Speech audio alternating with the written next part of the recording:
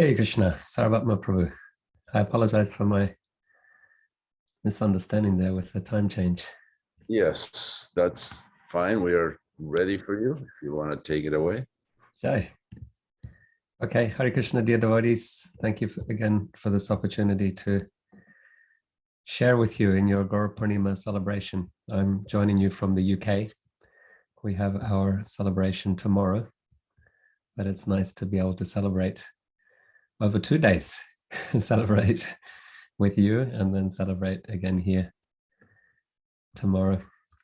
So Gaura Purnima is the auspicious appearance day of Sri Chaitanya Mahaprabhu, the Kali Yuga Avatara, the appearance for this age. He comes and he establishes the Yuga Dharma for our time. I just want to create a little context for you. I want to speak about Lord Chaitanya showing us how to, through his own practice, showing us how to appreciate and develop attachment for Krishna, and particularly for relishing Krishna's sweetness. So to develop a taste, often devotees will ask, how do I develop a taste for bhakti? And often with those how-to questions, the answer is one. There's a process. Follow the process. And those how-to questions. How do I conquer lust? How do I control my mind? How do I develop attachment for Krishna? All of those get responded. They can be addressed. Of course, we can go into the detail with each specific one, but as a general answer, we can say, follow the process of bhakti. Today, I want to consider the example that Chaitanya Mahaprabhu shows through his tasting Krishna's sweetness. He gives us lots of suggestions or pathways for cultivating attachment for Krishna. And so I want to discuss that, but then there's a deeper purpose behind it, and that is he is Krishna himself in the mood of Radha, wanting to understand his own sweetness. And so in this sense, Lord Chaitanya is applying what can be referred to as a social mirror. One way that we understand ourselves is through looking into a social mirror. When I was studying as an undergraduate, I was traveling with Indrajuna Maharaj, and so all my studies were online by distance learning for about 4 years. I was visiting devotees in America, but on the plane between programs, or in the back of the car between programs, or on the Amtrak, I'll be typing assignments and doing my academic studies as well. And so it wasn't until I did my master's degree that I was actually on campus and interacted with other students. And then I got a sense of that I was actually quite good at academic studies. Until then, I'd been alone. So yeah, I had seen my grades, but I didn't get to compare them with others. And so I didn't have a sense of my performance until I really interacted with other students on campus. Why am I telling you that? Because as a devotee and as a person and as a human being, you will also be getting a sense of yourself by your interactions with other people, with other devotees. Whether you're an incredible cook like Sarvatma Prabhu, and devotees say, Prabhuji, that was amazing prasadam. And when you receive that feedback, you have a sense, maybe you had doubts before, but once a few devotees tell you how much they appreciate your service, you get some confidence and a sense of that capability in yourself. And so whether you're dressing the deities, whether you're distributing books, whether you're teaching in the class, or whether it's your parenting, your seva as a temple president or commander, or in the Goshala. I see somebody here, Leela, has a live cam to the Goshala. Is it a live cam or a photo? It's a photo. Whatever seva we're doing, live cam. It's a live cam. They're listening. It's a live cam. Yeah, that's what I thought initially. But then those cows are so still in the second that I was looking that I had doubts. So whatever seva we're doing, we're getting feedback by interactions with devotees. The same applies to Krishna. So Krishna, he sees his devotees. They love him so much. And they are experiencing such ecstasy in their loving relationship with him. And he wants to know what this is about. What is it like to love me? What is it about me that makes my devotee so enlivened and inspired What is this ecstasy that they're experiencing in loving me? What is my sweetness that attracts them to me? And so Chaitanya Mahaprabhu is the experiment that Krishna undertakes. He takes one exemplar devotee. Of all the devotees, Srimati Radharani stands supreme. And so to answer these questions, Chaitanya Krishna, he's decided, okay, let me take this topmost devotee, enter into her skin, literally, enter into her shoes, enter into her skin, and to feel her feelings and to experience her sentiment. Entering into her skin, he takes her complexion. For Gaurangi, he becomes Gauranga. So bhava and duty, mood and complexion, these two things Krishna takes from Sri Radha to answer these questions. What is the nature of Radha's love? What is the sweetness in Krishna, in me, in Krishna's thinking? What is my sweetness that attracts her? And then what is her experience of, what is the bliss she is experiencing in loving Krishna? So these three questions are the internal reasons for Chaitanya Mahaprabhu's appearance. And I'm sure we've heard this and we've read this many times. What I want to do for you today and with you today is to specifically focus on just one of these three questions. As we celebrate Gaur Purnima, I would like to discuss this question around what is the nature of Krishna's sweetness and how Chaitanya Mahaprabhu is Krishna himself in the mood of Radha, experiencing and relishing Krishna's sweetness. And then it will give us some hints as well, that we can also relish Krishna's sweetness. In our conditioned state, our position is described by Rupa Goswami as covered by the jauntus of avidya, covered by the jauntus of ignorance. And therefore, when somebody has jauntus, this is Rupa Goswami's analogy, then if we taste sugar, it'll be bitter. And I experienced this with Indrajuna Maharaj when he had jauntus one year. And I remembered Rupa Goswami's verse that I'm not remembering right now, the Sanskrit. Svadvi kramad bhavati tadgadamulahantri Syat Krishna nama charitari sitapta vidya pito patapta rasana manasi niyoja. Svadvi kramad bhavati tadgadamulahantri. Svadvi kramad, yeah. He says Krishna's name is sweet like sugar cane or sugar candy. But when our tongue is afflicted by the jauntus of ignorance, it tastes bitter. He says, how wonderful though, that if you take the sugar cane, gradually the affliction of the jauntus will be cured and you'll be able to taste the sweetness. Similarly, svadvi kramad bhavati tad. If you every day take to the Harinam, you chant the holy name, gradually the jauntus of avidya will be cured and you'll be able to taste that sweetness. And so that is our position, Rupa Goswami's nicely highlighting for us. We're somewhere, all assembled devotees are along that continuum of being not having much taste to relishing the taste for the holy name, relishing Krishna's sweetness in the holy name. And so, but there are many ways to relish Krishna's sweetness. There are many ways that Lord Chaitanya is relishing, tasting Krishna's sweetness. The tongue is one of them. But we have 5 senses, and Chaitanya Mahaprabhu is using all of his senses to experience and relish Krishna. And we too can use all of our senses to cultivate, to cure ourselves of ignorance and to cultivate attachment for Krishna. So that's my setup, that's my preamble. I want to read to you a few verses from the Chaitanya Charitamrita, Adi Lila, chapter 4. And I'll read to you verses 37 to 45. Jaya Jaya Shri Chaitanya, Jaya Nityananda, Jaya Dvaita Chandra Jaya, Gaura Bhakta Vrinda. Jaya Jaya Shri Chaitanya, Jaya Nityananda, Jaya Dvaita Chandra Jaya, Gaura Bhakta Vrinda. Jaya Jaya Shri Chaitanya, Jaya Nityananda, Jaya Dvaita Chandra Jaya, Gaura Bhakta Vrinda. So remember, there were 3 reasons for Mahaprabhu's appearance, and I said we're going to focus on just one, and that is to taste the sweetness. So we're reading these verses specifically relating to that sweetness. Text 137, I'm just reading the translations. That is one desire. Now please hear of another.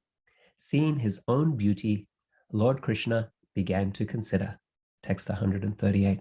My sweetness is wonderful, infinite, and full. No one in the 3 worlds can find its limit. Text 139.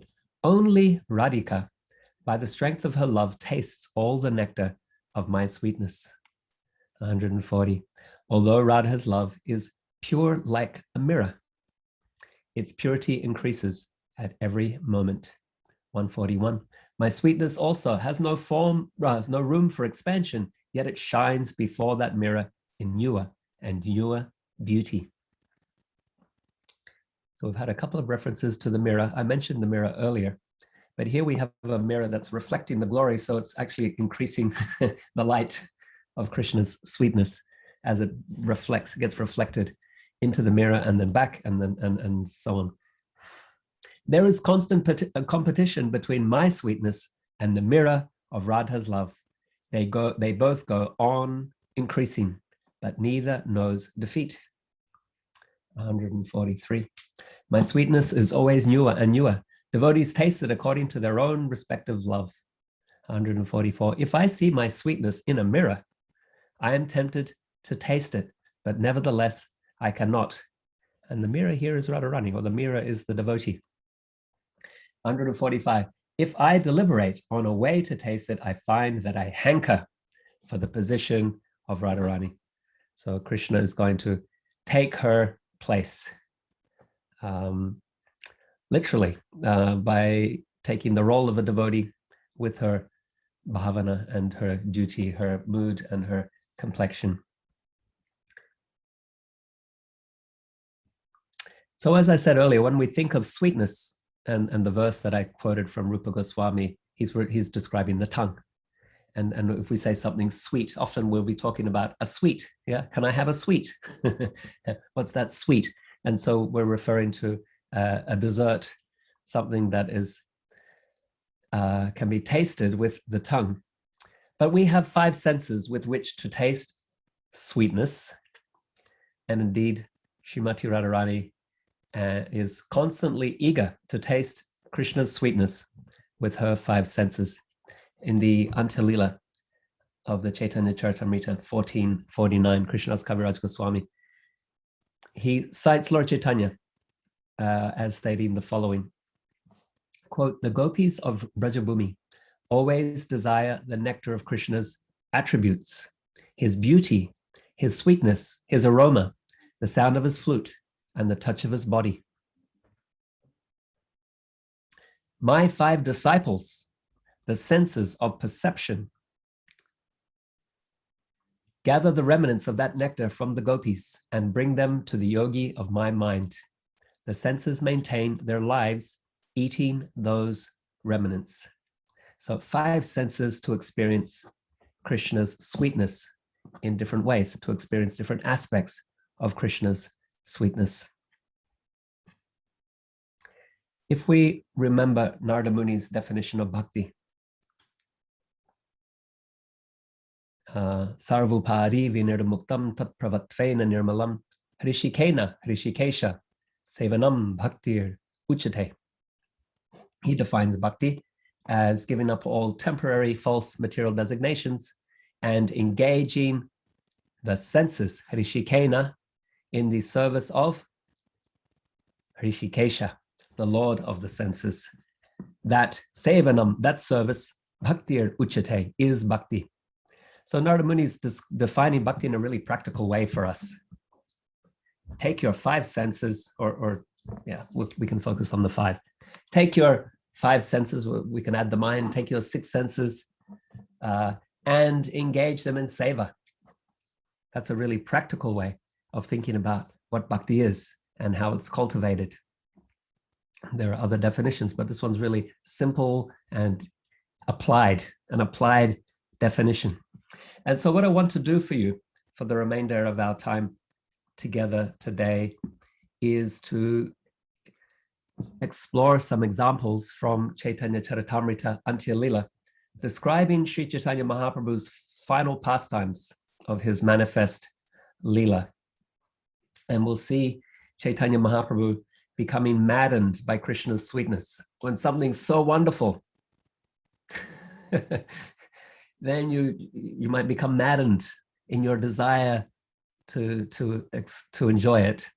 Maybe you've been fasting for a long time, and then they bring the Gaura Purnima. I should have mentioned fasting on a fast day. They bring the Gaura Purnima feast, and you've been fasting and you're so hungry, and then you just want to eat all of that prasadam so quickly.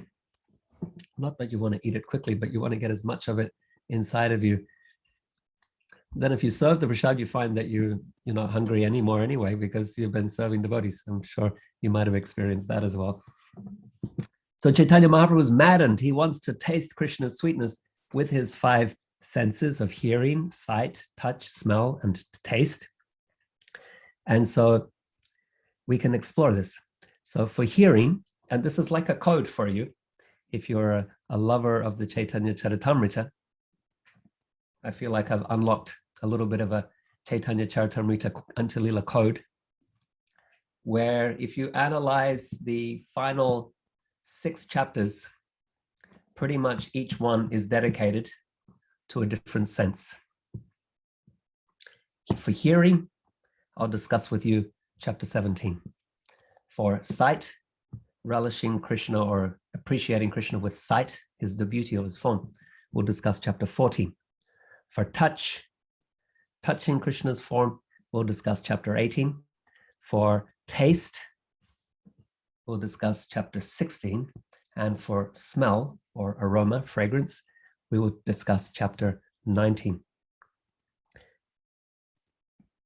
I've changed the order because my Shankya Jnana nature is such that it makes more logical sense for me to go from that stage of development, from hearing to sight to touch, taste, and smell, because they're more, each one is progressively more developed in the creation process, more complete. But that's me. Kaviraj Goswami has a different order. So we'll explore these chapters, and we'll explore how Krishna is, or Chaitanya Mahaprabhu is relishing Krishna's sweetness. And we'll also discuss how we can apply this as well for each of these senses. Beginning with sound or hearing. Anavrita Shabdat.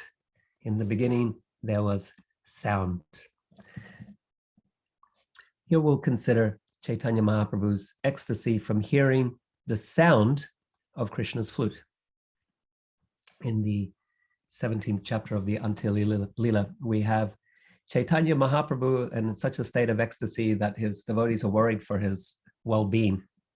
And he keeps wandering out in the Jagannath Puri, and he's unconscious of his surroundings, really, or even of himself.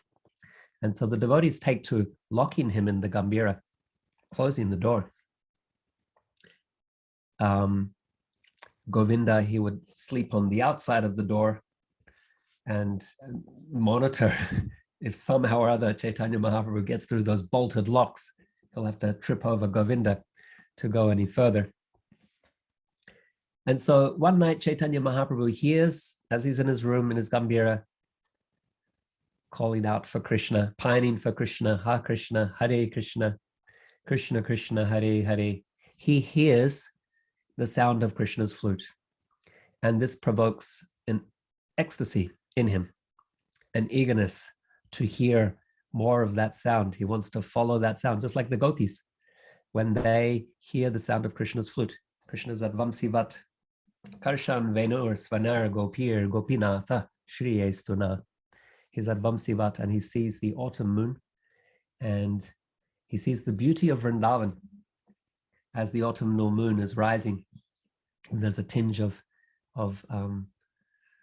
pink on the horizon, and the sounds of the birds And Krishna feels such beauty. He appreciates this beauty, and it evokes love in his heart. And he translates that feeling in his heart into the sound of his flute. He codes those feelings. So basically, it's the beauty of Vrindavan that gets transformed into feelings in Krishna's heart that gets translated into a sound, the sound of Krishna's flute. And that's why Vrindavan is intrinsic to Krishna's devotee gopi pastimes, flute playing pastimes. They're all interrelated and can't really be separated out from each other. And so the gopis hear that sound and they stop whatever they're doing and they run to be with Krishna. Similarly, Chaitanya Mahaprabhu, he's in the Gambhira, he hears the sound. And he's hearing the sound as Radharani, as a gopi. And he has to be with Krishna. He has to follow it. He has to go and be where Krishna is. And so the devotees, at one moment, Govinda, he kind of wakes up and then, Ha Krishna, where's Lord? There's no sound from in the Gambhira. So alarm bells, maybe Mahaprabhu fell asleep, but let me check, unlock the bolts, and indeed the room is empty. And so Govinda sounds the alarm, and devotees come rushing and they go out into Jagannath Puri to search for Chaitanya Mahaprabhu. They have lamps with them. They're searching through different alleyways and pathways and places that Mahaprabhu liked to go, places where he would frequent, where he might be. Eventually, they found him in a cowshed. He's followed the sound of the flute to where Gopal, Govinda, might be with his cows. And so he ends up in a Goshala. And in his ecstasy, his limbs have withdrawn into his body, such that he looks like a pumpkin. That's the description. So the arms withdrawn, legs withdrawn, all within the trunk of the body. The devotees are very distressed seeing Mahaprabhu in that condition. And so they chant Krishna's name loudly. They awaken Mahaprabhu from his trance. His body returns to its normal proportions. And Chaitanya Mahaprabhu said, I heard the sound of Krishna's flute. And I went into Vrindavan. And there I saw Nandana, Krishna, playing his flute in the pasturing grounds with the cows. And Krishna, he used his flute to call Sri Radha into a bower. And he entered that kunja, that bower with her. And I followed. And I could hear, I was so close, I could hear the sounds of their ornaments, their ankle bells, their bracelets. I heard those sounds as I followed behind them. So now we have two sounds. We have the flute and we have ornaments that Chaitanya Mahaprabhu is being enraptured by. And then as I came closer, I heard their voices talking. They were laughing and they were joking together and they were having much fun and merriment. And hearing their conversations enhanced the joy of my ears. And then just then all of you made this tumultuous noise and you brought me back here by force. Where is Krishna? Where is Vrindavan? Because you brought me here, I can no longer hear the voices of Krishna and the gopis. I can no longer hear the sounds of their ornaments, their ankle bells and their bracelets and other ornaments that jingle as they make their move. And I can no longer hear the sound of Krishna's flute. Chaitanya Mahaprabhu was now distressed, intense agony. You've taken a delicious meal from someone who was hungry and just about to eat. You just took it away from them. Sorry for those examples. On a fast day. And so Chaitanya Mahaprabhu says, my ears are dying of thirst. And he asks Swarup Damodar Goswami, his secretary, say something to quench the thirst of my ears. And so understanding Chaitanya Mahaprabhu's need in this moment of desperation, Swarup Damodar Goswami cites a verse from the Srimad Bhagavatam 10:29-40. So this is from the Pranaya Geet. Pranaya Geet, this is where the gopis are telling Krishna why they won't go home. Krishna's called them with the flute, and then he says, it's nice you came here, ladies, to see the beauty of the forest. Now go home. It's dangerous here. And they told Krishna, we're not going anywhere. And so the verse that Swarup Damodar cited was, my dear Lord Krishna, where is that woman in the three worlds who would not be captivated by the rhythms of the sweet songs coming from your wonderful flute? Who would not fall down from the path of chastity in this way? Your beauty is the most sublime within the three worlds. Upon seeing your beauty, even the cows, birds, animals, and trees in the forest are stunned in jubilation. So this verse has two, the sound and then the sight, but we'll come to the sight next. So Chaitanya Mahaprabhu then further glorified the sound of Krishna's flute. He described how the gopis are jealous of the sound of Krishna's flute playing, but we can talk more about that later as well. So maybe you and I can't hear directly the sound of Krishna's flute or his ornaments or his voice as he jogs with Radha and the gopis, but there are some ways that you and I can cultivate appreciation for Krishna's sweetness using our ears. Hrishikena Hrishikesha. What are some ideas? What are some ways that we can use our ears to appreciate or cultivate appreciation for Krishna's sweetness? You can unmute or you can write something in the chat. Hearing his holy names? Yeah, absolutely. Thank you so much for that. Devaki Priti, thank you. Hearing the holy name, absolutely. That's one of our main processes. In fact, our main process in this Kali Yuga, to hear the holy name. We'll say to chant as well, but we'll save that one for a little bit later. Hearing the holy name. What else might we hear?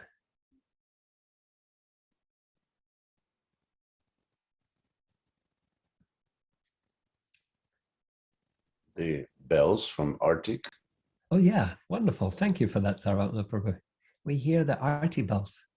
And when we're in Vrindavan, then we hear the big bell that rings every hour from the temple, and it's actually also very comforting. Ding, ding, ding. You're reminded, oh, there's Krishna, Balaram, Radhesham. The arti is about to happen.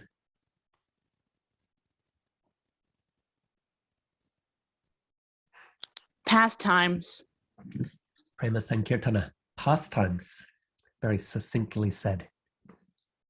We hear of Krishna's pastimes from the devotees, and that awakens an appreciation for Krishna. That's what happened to Rukmini. She heard about Krishna when Narada Muni was telling her dad. Narada Muni visited her father, the king of Vidarbha, and he described Krishna. And Rukmini, she overheard the conversation. She said, I'm not going to marry anyone other than him. He's my man. He's my Lord. That's who I'm going to marry. And so just by hearing of Krishna, she offered herself to him.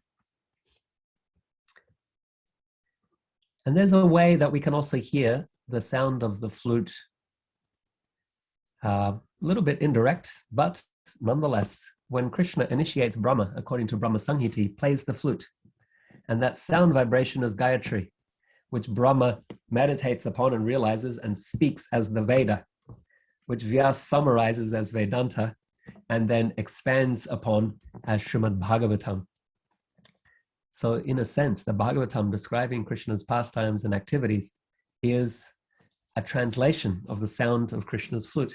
Chaitanya Mahaprabhu, he takes the Sankirtan of the Bhagavatam. So among the exemplars of bhakti, we have for hearing, it's Parikshit Maharaj.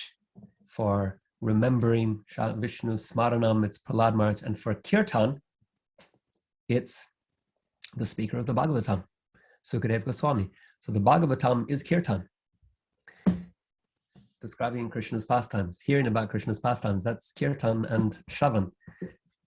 Then Chaitanya Mahaprabhu simplifies it again. Let's take the whole Bhagavatam and go to the essence, and it's Hare Krishna, Krishna Krishna, Hare Hare, Hare Rama, Rama Rama, Hare Hare. That's kirtan that we can do on the street. We can do with people who don't even know what kirtan is, and they can get the blessings of kirtan. But in a sense, we can see this pathway from Krishna's flute. And just as the gopis get stopped in whatever they're doing by hearing the sound of Krishna's flute, when we hear the kirtan of the holy name, we hear the teachings of the Bhagavatam or Bhagavad Gita, we also get stopped in our material lives. Look, I can't do this anymore. I can't be, I can't do mundane life anymore. I've heard the sublime teachings of the Bhagavatam and of the Bhagavad Gita, and I've experienced the awakening in my heart from hearing the holy name, and I can't do material life anymore. And that's what happened to the gopis, and that's what happened to all of us in different ways. We heard the sound of Krishna's flute. We just need to keep cultivating that, and then we'll hear more directly as well. Wonderful. Thank you so much for your input. Let's go to our second sense then. And that is the sense of sight. So this is based on chapter 14 of the Antya Lila, where we have 4 wonderful examples. 14, 4. I use mnemonics to try to remember the class that I've prepared. 4 wonderful pastimes of how the devotee is eager, or Chaitanya Mahaprabhu is eager to drink Krishna's sweetness through his eyes, through seeing. One is that he sees Krishna in a dream. 2 is that he appreciates a woman, an Odisha woman, who's very eager to see Krishna. Another that we'll discuss is his seeing Krishna's form, or seeing Krishna, being reminded of Krishna by seeing a sand dune that he mistakes for Govardhan Hill. And then he has a darshan of Krishna there as well. It becomes an udipana, a trigger. So let's begin with his dream. Once Chaitanya Mahaprabhu had a dream about the Rasa Dance. It's a different Rasa Dance than we have described in the Bhagavatam. Here the gopis are all dancing in a circle, and in the center of the circle is Radha and Krishna. So maybe you've seen depictions of the Rasa Dance like that as well. That's the Rasa Dance that Chaitanya Mahaprabhu was seeing in his dream. As opposed to the Bhagavatam, which describes Krishna expanded between every gopi, and each gopi dancing with Krishna. This dream he sees the gopis dancing around and Radha and Krishna in the center. He sees Krishna's beautiful form bent in 3 places, Tribhanga Sundara, bent at the knee, at the hip, and at the neck. He sees Krishna's beautiful, shimmering yellow garments and his forest flower garland. He sees Krishna's blackish bluish hair. It's black, but it has a bluish tint, and decorated with peacock's feathers. And this form is so enchanting, even to Cupid, and therefore Krishna is called Madana Mohana, he who bewildered even Cupid. At Vadasaditya Til, Krishna was dancing, and his movements were so graceful as he danced with the gopis, and Cupid, he came and took aim, was trying to line up his arrow, and Krishna's moving, his movement and his form is so enchanting. Cupid's trying to get aim, and he faints. He faints at how beautiful Krishna is. And so thus the great enchanter became enchanted by Krishna.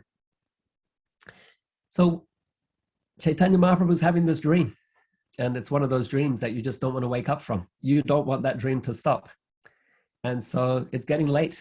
Govinda, he's looking, he didn't have a watch, but he has some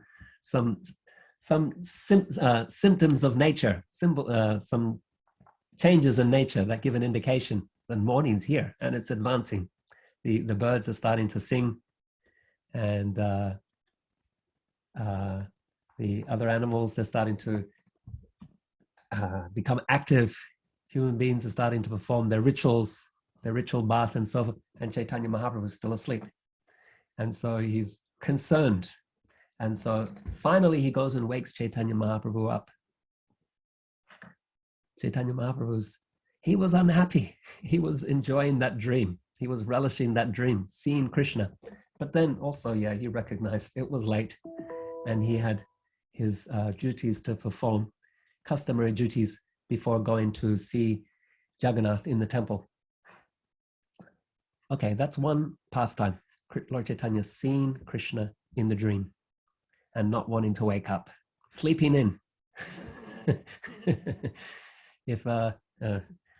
So then he goes to the temple and something wonderful happens. Chaitanya Mahaprabhu always stood behind the Garuda Stamba. I haven't seen it, unfortunately. As a Westerner, I'm not allowed to enter into the Jagannath temple. But there's a place where it is said that Chaitanya Mahaprabhu's footprints are impressed in the stone by this Garuda Stamba. He always stood behind the Garuda Stamba because the first time he went to see Jagannath, he just fell unconscious. And he wasn't able to complete the darshan. And so he was advised thereafter, you stay back here. you have Jagannath's darshan from back here, and maybe you will be able to contain your ecstasy. So he always stood that, he kind of used that as a marker. Stand by the Garuda Stamba. He can lean on it, like, remain upright if he becomes faint and dizzy from seeing Jagannath. And it's kind of a marker for him. Don't go past this point, it gets dangerous. And so Chaitanya Mahaprabhu is having darshan of Jagannath, but who he sees is Shamsundar.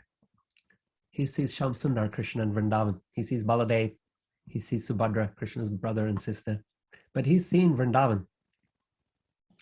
And as the doors are opened for the crowds, people rush forward to see Jagannath with so much eagerness.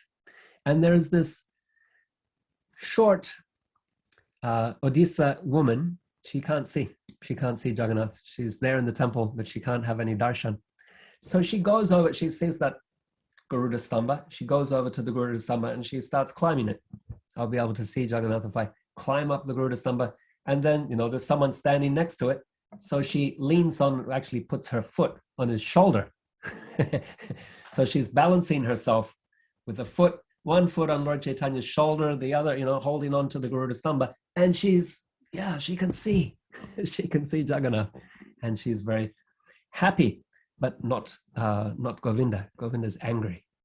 Hey, lady, what are you doing? You're standing on Lord Chaitanya's shoulder. Get down from there. Garuda chastised her severely, but Chaitanya Mahaprabhu says, no, let her. Look how eager she is for Jagannath's darshan. Let her see the Lord to her full satisfaction.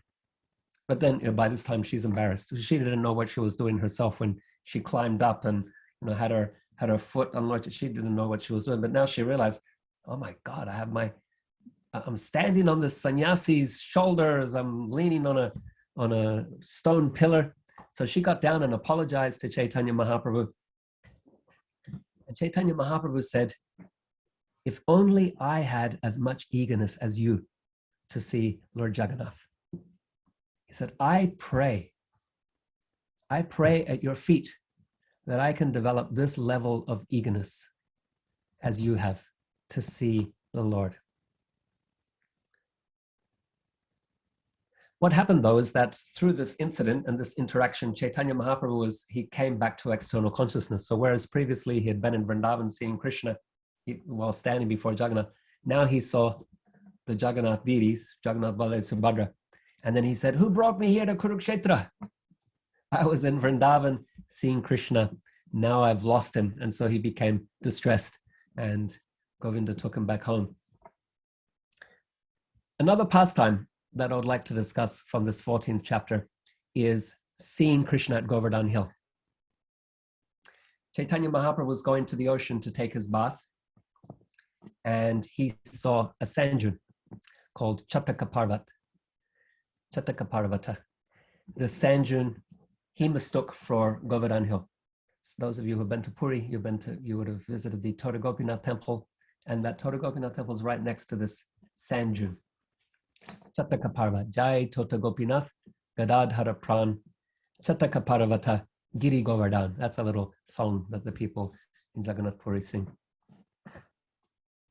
So Chaitanya Mahaprabhu saw the sand dune. It was a trigger for him. Govardhan hill. He ran towards it, chanting a verse from the Venugit, where the gopis glorify Govardhan hill. Hantaya Madri Rabala Haridasa Vareya Yad Rama Krishna Charanas Parshap Pramada Manam Tanoti Sahagogana Yastayor Yat Paniya Suya Vasakandara Kandamule.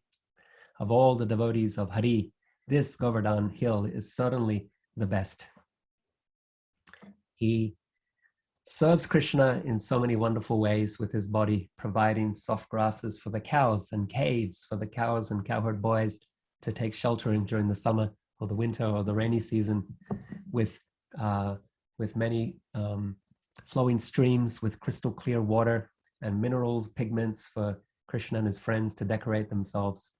And Giriraj is feeling great ecstasy in offering these different sevas. Chaitanya Mahaprabhu is chanting this verse, running towards the hill. Devotees are running behind him, but they can't keep up. He's running with a much greater speed. And at one moment, he's crying and his hair is standing on end. He's shivering in ecstasy. And at one moment, he becomes stamba. So that's one of the Asta Sadvika Bhavas. Stamba means you become you become stunned. Same word, actually, Sanskrit and English. He becomes stamba, like a pillar. He becomes stunned, immovable. Yeah, and so he drops down to the ground in unconscious. And the devotees chant loudly, and they bring him back to consciousness. And he says, "Where have you brought me? I was at Govardhan Hill, and I saw Krishna." Excuse me, that was my alarm to tell me that I have 5 minutes before I need to come online to give this class to you. Before I knew about the the time change, daylight savings time change. I was at Govardhan Hill. I saw Krishna enter into a cave with Radharani and the gopis. And the gopis, they engaged me in some seva. They told me, go and pick some flowers. And so I was picking flowers on the side of Govardhan Hill. And then I heard a great noise, and I saw all of you, and you brought me here. Why have you done this? Why have you caused me so much pain? I had a chance to see Krishna, and now I can no longer see him. So like this, we've discussed three. I said it would be four. We discussed three. Three pastimes from the 14th chapter of the Antya-lila of Krishna being seen by Chaitanya Mahaprabhu. Chaitanya Mahaprabhu relishing Krishna's sweetness with his eyes. He saw Krishna in a dream. He appreciated, so it's not all Lord Chaitanya, but it's also Lord Chaitanya appreciating the seva of devotees as well. He appreciated a Odisha lady's eagerness to see Lord Jagannath, and he saw Krishna at Govardhan Hill. And so how can we use our eyes to gradually become free of the affliction of avidya and develop a taste for seeing Krishna? This is where I'm again asking for ideas. Premanjana bhakti vilochanena, churita bhakti vilochanena. So to see Krishna with the eyes tinged with the salve of love, that's what the bhaktas do. Whereas the yogis and mystics, they can't even catch a glimpse of the lotus toe of Lord Krishna. Those devotees whose eyes are smeared with the salve of love, they're able to relish Krishna. How do we get that salve? Looking at the deities. Yeah. Thank you so much for that. Prema Sankirtana. We see the deity form. We see Krishna's form as Shri Shri Radha Damodara. We make an effort. Let's go to the temple to see Radha Damodara. What color are they wearing today? Magenta. But no, thank you. You passed the test, Sarvatma Prabhu. Very often, right? We'll see the deities, and then afterwards someone will say, what color were their deities wearing today? We don't know. Nobody has seen them yet. It's because Aha. my wife was Okay. working on the outfit. So this is a preview. Now we're going to pay attention, right? We're going to pay attention when we see Radha Damodar in their magenta outfit. Spoiler alert, Sarvatma Prabhu. But at least we'll pay attention. Wonderful. Okay, we can see the deities. What else? How else will we engage our eyes in appreciating Seeing Krishna's Krishna's sweetness? devotees. Seeing Krishna's devotees. Jagannath, Prabhuji. Seeing the devotees. Yeah, because the devotees remind us of Krishna. That's one of the definitions of a devotee. He who seeing one is reminded of Krishna. That's a definition that Chaitanya Mahaprabhu gives to the devotees of Saptagram. When they ask, who is a Vaishnava? He gives some different definitions. One of them is that when you see them, you remember Krishna. Thank you. Some other processes, strategies.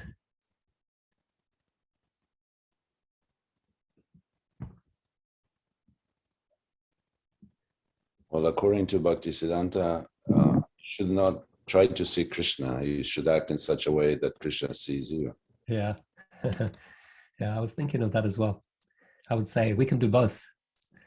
Chaitanya Mahaprabhu was appreciating that lady's eagerness to see Krishna, to see the deity, but then also, yeah, don't just be eager to see, but also attract Krishna's attention by your bhakti. Yeah. We can also see the pictures, right? Oh, yeah. I heard somebody say something. Oh, by appreciating Krishna's devotees. Right. Appreciating the devotees. So appreciating, is that what you were saying? Oh, his vibhutis. Okay, his energies. Yeah, very good. So yeah, I like that. So Krishna, he gives us lots and lots of hints in the Bhagavad Gita and in the Bhagavatam. We get lots of hints. I am the taste of water. I am of the clouds are the hairs on my head. The trees are the hairs on my body. The rivers and the streams are my veins. The ocean is my abdomen. I am the heat and the light of fire.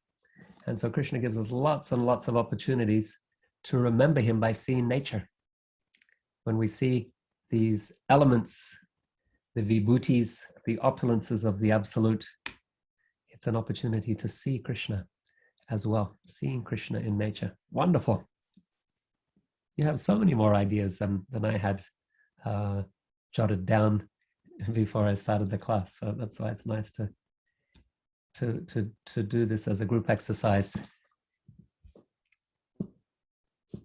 When I was a child, I couldn't read, obviously. Most of us are unable to read for the first years of our lives. So, but we had all the books in our homes.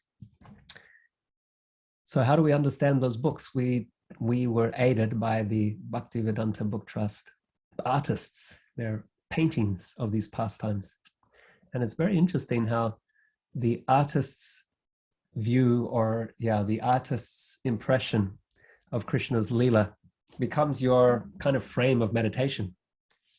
That's how the pastime looks in your mind's eye, because that's how the picture is, as if there was a photojournalist on site and took a photo and made an accurate rendering of the pastime exactly as it unfolds. But really, it does frame our awareness, or at least for me, of those pastimes. One thing that I've been doing in recent times is to explore the internet. So Krishna's, let's say, killing Kamsa, for example, and then just type that past do an image search on the internet, and then you see lots of different depictions of that pastime, and it really broadens the meditation. Or Krishna killing Kaliya, for example, or Krishna's dancing with the gopis in the Rasa Dance, or stealing butter, or all of these wonderful pastimes, because they have been depicted over the ages.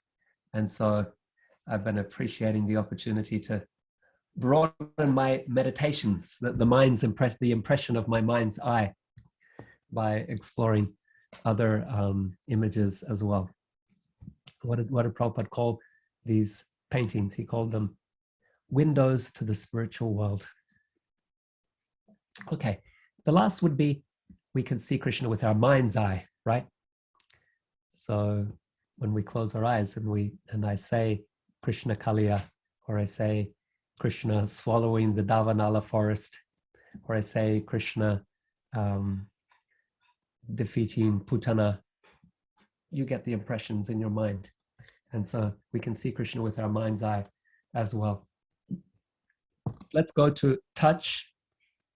So we've discussed 2 of the 5 senses. We have 3 more to go. Touch.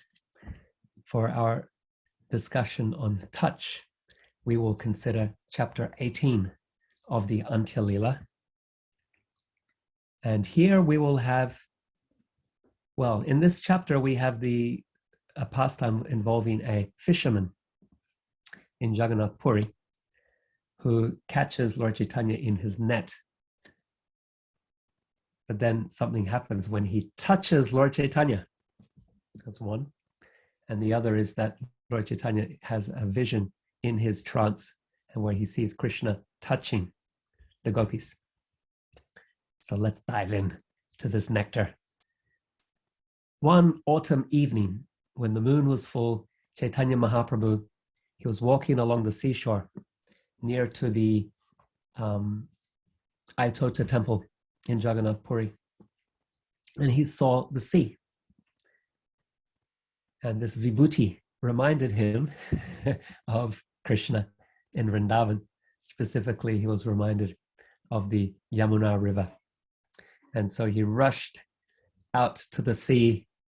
He dove inside, hoping to see Krishna's water pastimes with the gopis, because they're described in the Srimad Bhagavatam when the gopis come to Krishna for the Rasa Lila. After the Rasa Lila, they go to the Yamuna and they have water pastimes.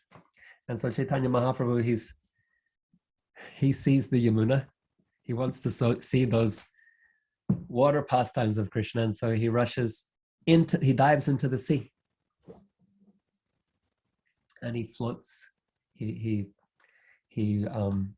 faints in ecstasy, and he floats in the sea, and the currents carry him quite far away to Krishnadas Kaviraj Goswami says to the Konark temple. So if you know your Puri geography, it's actually quite some distance from Jagannath Puri to Konark. But that's how far Kaviraj Goswami says Chaitanya Mahaprabhu was carried away. There was a fisherman who would fish at night, and he thought he saw this object bobbing up and down in the water, and he thought this is a large fish. And so he caught this fish in his net, brought it ashore, and as soon as he touched, that's our topic, right? As soon as he touched Lord Chaitanya's body, he became mad with ecstatic love. And he chanted Hari, Hari. He chanted the holy names, and he was unable to, in fact, stop his tongue from chanting the holy names. When I was a child, there was a series of puppet shows made in Gitanagari by Burijan Prabhu and Jagatarini Mataji that I just loved to watch over and again on repeat. And this was one of the pastimes depicted there. And so it's my frame also for understanding this pastime. Hari, Hari, Hari, Hari. And so he was frightened by what had happened to him, by his ecstasy, hair standing on end, chanting the holy name with his mouth shivering in his body. He became really afraid, and he thought that he had been haunted by a ghost. Meanwhile, Sarup Damodar Goswami and the other devotees, they realized that Chaitanya Mahaprabhu had gone missing. And so they searched for him everywhere, including on the seashore. And they came upon this fisherman who was looking for an exorcist, thinking had been possessed by a Brahmana ghost, a Brahma Rakshasha, Otherwise, why is he chanting Hari Hari? Must be some kind of Brahmana ghost that's induced him to chant that way. He said so he asked the devotees, do you know of an exorcist that can help me? Usually I fish at night. I'm not afraid because I have my Narasimha mantra. Ugram Viram Maha Vishnum Jalantam Sarvato Mukam Nrishingam Vishanam Bhadram Mrityum Mrityum Namam Yaham. He said, I'm usually not afraid. Nrsingadev usually protects me, but this ghost is very powerful. He wasn't even afraid of this mantra, and he's taken possession of my body. So Surab Damodar, he made further inquiries. Tell me more about this fish that you caught, and where is it? And he says, well, no, now I think it's a fish. I don't know that it was a fish. It was a kind of a Brahmana Rakshasha body. I don't know. And Surab Damodar says, no, it was Lord Chaitanya. No, I've seen Lord Chaitanya many times before at the temple. It wasn't him.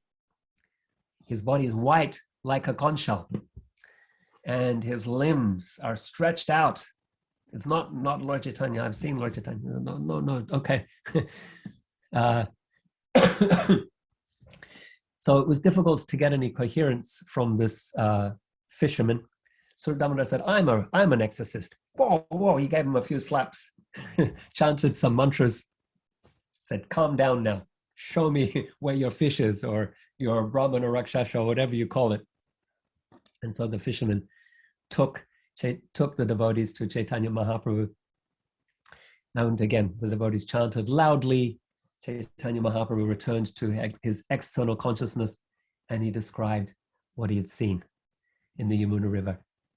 He had seen Krishna and the gopis on the shore of the Yamuna, and they entered into the water wearing white garments, and they played with one another, splashing one another. Krishna's hands were like blue lotuses, and the gopis' hands were like white lotuses. And so the blue lotuses fought with the white lotuses, and they touched one another. Remember, touch is our theme here. The lotuses became entwined in this playful fight, a fight that ensued hand to hand, face to face, chest to chest, nail to nail. Krishna's garland was crushed on coming close to the gopis. And then finally, after enjoying all kinds of varieties of water sports that Chaitanya Mahaprabhu describes in more detail than I have just summarized here, they came out of the water, and the manjaris who were on the shore, they massaged, there's more touch here, they massaged Krishna's body and the bodies of the gopis with scented oil, and they smeared their bodies with sandalwood paste and other unguents. And then they dressed and they sat down for a feast. And Chaitanya Mahaprabhu said, and that's when you all made this tumultuous noise and brought me here. Okay, so we've considered this wonderful pastime of the fisherman in relation to touch. He was touched by Lord Chaitanya, and it evoked ecstasy in him. And then he also, Chaitanya Mahaprabhu also described Krishna and the gopis touching one another and also receiving massages. So touch, another of our senses. How could we cultivate appreciation for Krishna's sweetness through touch? This one's a bit more difficult for us because it's not one of the 9 processes of in Prahlada Maharaj's list, right? So he doesn't have Shravanam, Kirtanam, Sparshanam, but he does have Bathing and dressing the deity. Yeah, wonderful, thank you. So I think earlier you said seeing the deity, so touching the deity. When we bathe the deity, when we dress the deity, there's opportunity to touch Krishna. And part of that process is to massage the deity before the abhishek with oil as well, scented oil. So we can engage our sense of touch by touching the deity.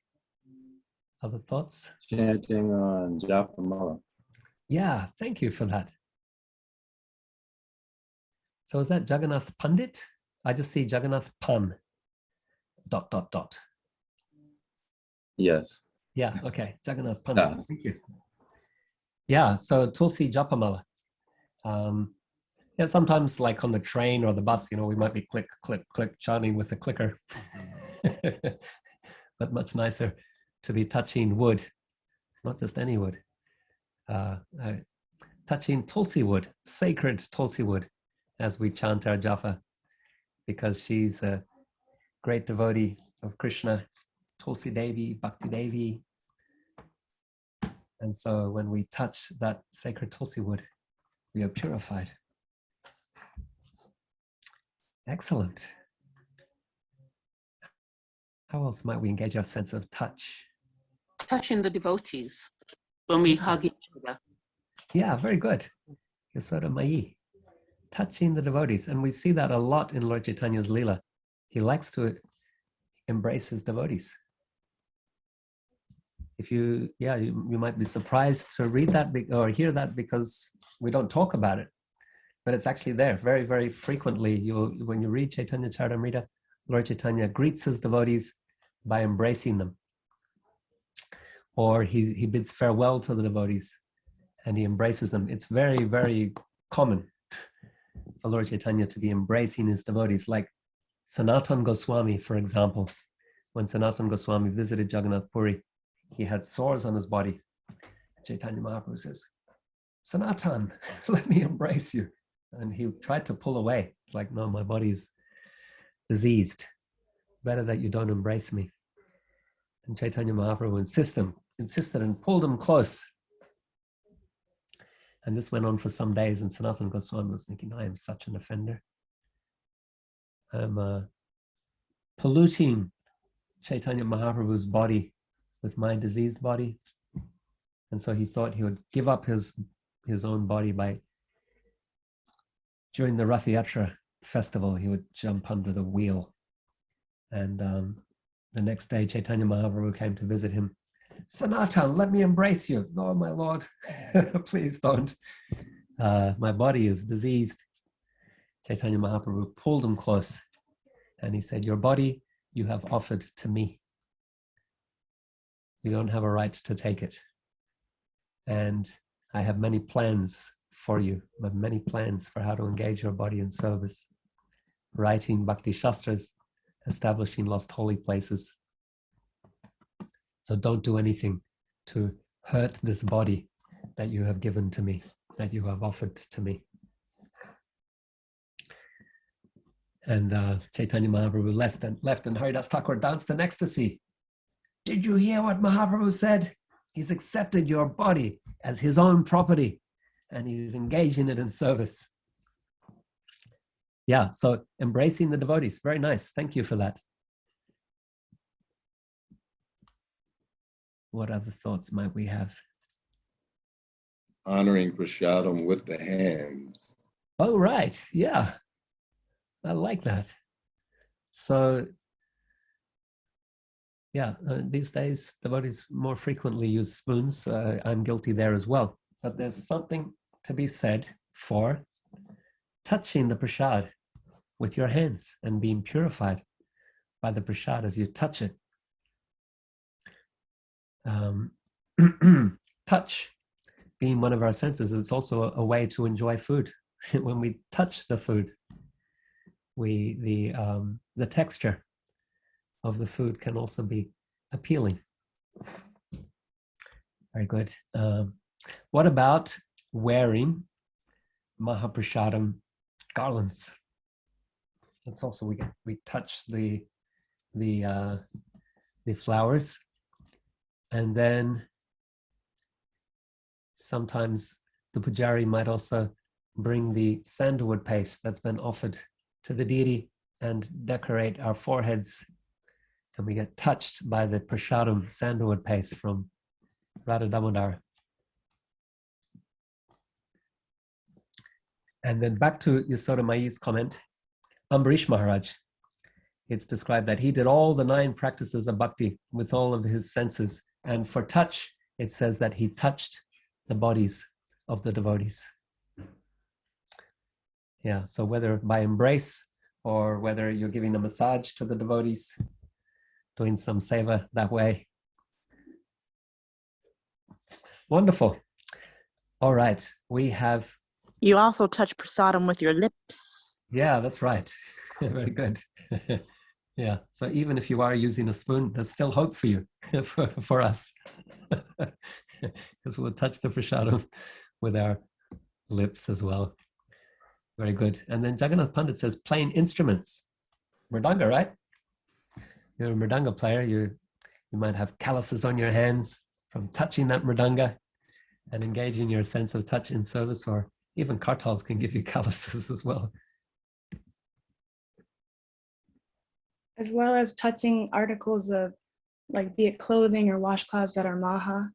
Yeah, yeah, very good. So prasadam is very broad, right? We always think of prasadam as food, but we could be touching the deity's clothes as we're putting them away, returning them to their different places in the pujari room. Or we could be touching garlands or flowers or other items that have been used in service, touching Krishna's paraphernalia, touching the pots in Krishna's kitchen.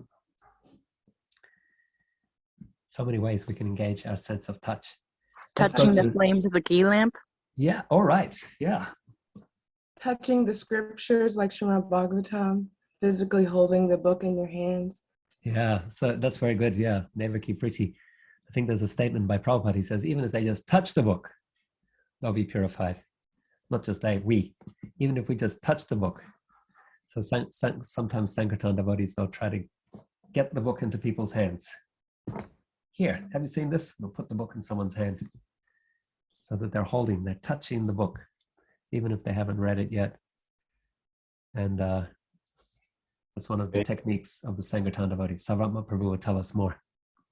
Paying dandavats, especially in Vrindavan's dust. Oh yeah, touching the Vrindavan dust or the Girinagari Dham dust as we offer our Dandavat pranams. Very good. Also touching the clothing of like a spiritual master that you have, or like Prabhupada's cloth. Yeah, touching the clothes of the devotees, and sometimes, yeah. I remember, like, I served in Rajuna Maharaj for 18 years, and he had a particular fragrance, and that fragrance would be there in the clothes as well. So take his clothes to wash, and his clothes would smell like Indrajumna Swami. Kind of a musk flavor, musk fragrance.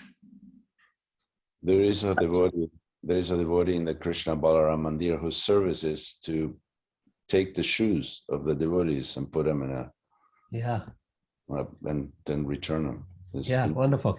And he has an amazing memory, right? He remembers which devotee belongs to which shoes, or vice versa, or the other way around. Which shoes belong to which devotee.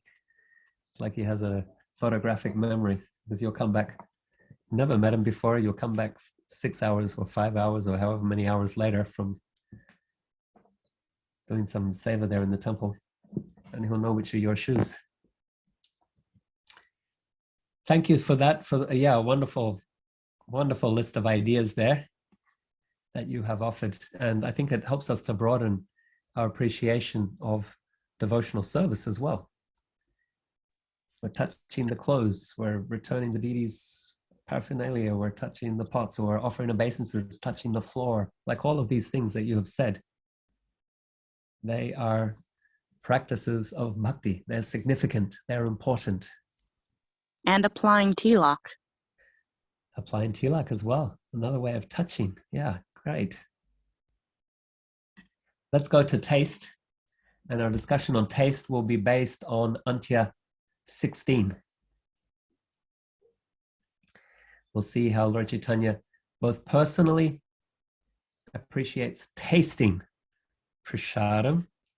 I know it's a hard topic for a fast day, but we'll deepen our appreciation once the time comes. We'll discuss Lord Chaitanya's appreciation of devotees who are tasting Krishna in prasad, but then we'll also see his own example in doing this as well. We'll look at three pastimes. One involves Kalidas, another involves Kavi Karnapura, and the third is Lord Chaitanya himself taking prasadam. So Kalidas, he was the uncle of Raghunath Das Goswami, and he was a great Vaishnava, and he made a vow, a commitment, that he would take the Mahaprachadam of all the devotees of Lord Chaitanya in Bengal. And he had a list. He was going through his checklist. That was his seva that he was going to do. He wanted every single devotee's Mahaprachadam. And the way he would do this, his family was very wealthy. He would invite people over for feasts. He would invite devotees over for prasadam, and then he would find an opportunity, clear the plates away, and some Mahaprachadam there, and he would take that. And so in this way, he was fulfilling his vrata, his vow, to take the Mahaprachadam of all the devotees of Bengal. But there were some devotees for whom this was a bit more complicated, because he was of a certain caste, and this was a caste-conscious society. Vaishnavas are above these caste considerations, but this was a caste-conscious society, and so devotees will often observe the cultural norms of the place where they reside, social, legal norms of where we live will be observed, not to disturb other people. And so there was one devotee named Jadu Thakur, and he was considered very, by this frame, he was an exalted Vaishnava, and Kalidas knew that, but by social convention, he was considered of low caste, and he wouldn't come to Kalidas's home. No, I'm not qualified. I will pollute your home. And the other thing that Kalidas would do if he couldn't invite them to there, he'd say, well, you invite me. And he would go to their home and he would take prasadam, but Jadu Thakur wouldn't invite him either, because he thought himself too lowly to invite someone as exalted as Kalidas. So then Kalidas says, well, let me pay you a visit. So he visited him and he brought gifts, prasadam gifts. And then he gave his gifts, and then he went outside and hid. And he waited for Jadu Thakur to take that prasadam, and then he went and got his Mahaprachadam remnants. So I'm not necessarily saying that you should imitate this. Some examples, some stories, they're extreme cases. They're not for us to imitate, but to appreciate in terms of principle. So some pastimes we can apply directly, other pastimes, like Lord Shiva drinking poison, for example, we wouldn't, definitely wouldn't imitate that pastime. So yeah, even Lord Chaitanya's ecstasies, we wouldn't imitate, but we learn from them, the principle, yeah? So particularly during a pandemic, maybe this pastime of taking everyone's Mahaprachadam is not to be applied, even though we respect Mahaprachadam always. There might be a Kaladesha Patra principle as well, time, place, circumstances. And so Chaitanya Mahaprabhu, he was aware of Kalidas and his commitment and his faith in devotees and prasadam. And so one day, Kalidas, he came to Jagannath Puri. One year he came to Puri with all the Bengali devotees that were visiting Lord Chaitanya. And there was a rule. Everyone knew it. Everyone followed it. And it was this. When Chaitanya Mahaprabhu went into the Jagannath temple, before entering the temple, Govinda would wash his feet. He had a lota. Lord Chaitanya would stick his feet out over like some steps. Before entering the temple, Govinda would pour the water over his feet, and then he would enter. And the rule was nobody touches that water. Mahaprabhu had ordered it, and everyone was very obedient in following Lord Chaitanya's desire, his instruction. One day, as Govinda was pouring the water over Lord Chaitanya's feet, two hands came out, and they caught that water and was taken to the mouth. It was Kalidas.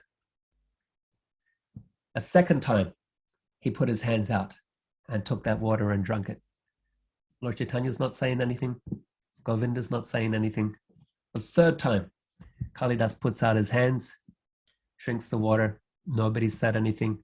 A fourth time, Mahaprabhu says, that's enough.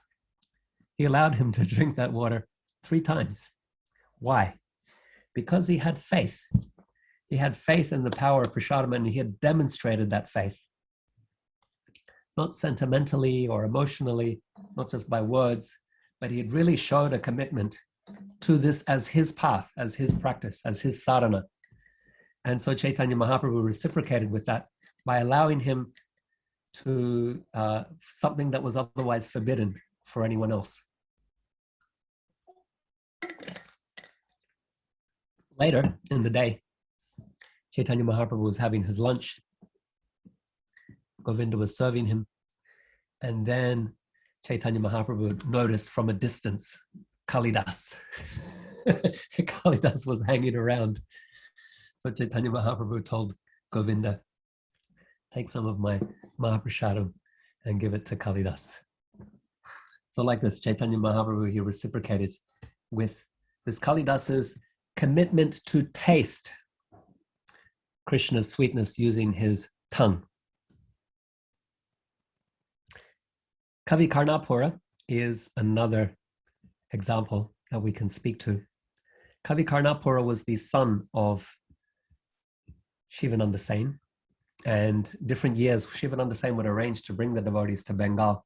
He would arrange for their transportation and their boarding along the way. He would arrange for the group to travel together. And on different occasions, he would bring his family to see Lord Chaitanya as well. So one year he bought Kavi Karnapur. He was about 7 years of age. Chaitanya Mahaprabhu said, say something about Krishna. At this time, his name was Puri Das. Hey Puri, say something about Krishna. Just 7, really shy, been introduced to Lord Chaitanya by his dad. And he says nothing. He's like too shy to say anything. And so then the next day, Shivananda Sen comes to see Lord Chaitanya for darshan. The devotees are sitting around there in front of Lord Chaitanya, and Puri is there as well, Shivananda Sen's son. And Chaitanya Mahaprabhu says, say something about Krishna.